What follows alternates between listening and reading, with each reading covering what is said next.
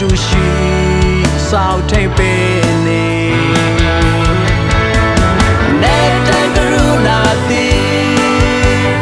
ကျေးဇူးတော်ကြီးမာကျွန်တော်အဖေမသူလမ်းပြနေသူဖျားကျွန်တော်ကိုချစ်သူထောက်ပံ့ပေးသူကိုရရှင်ဒီအမြဲပို့ဆောင်သူ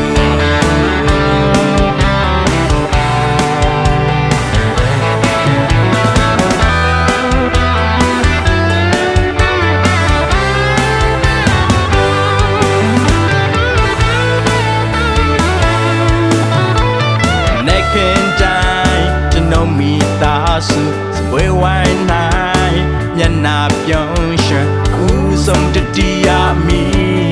ပို့ဆောင်ပေး